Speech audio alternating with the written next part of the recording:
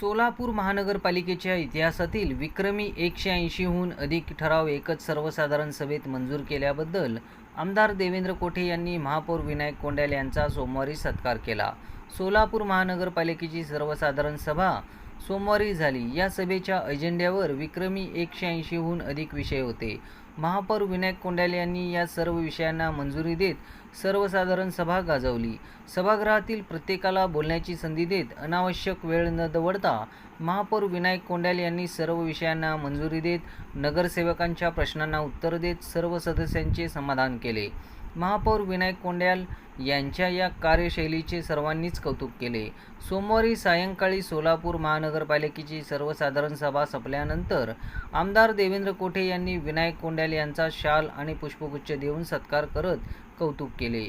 यावेळी माजी महापौर श्री कंचना यन्नम, नगरसेवक विनोद भोसले, प्रशांत पल्ली, सिद्धेश्वर कमटम, विजय चिप्पा, अक्षय अंजिखाने, मंडल अध्यक्ष नागेश सरगम, दीपक राजगे आदी उपस्थित होते।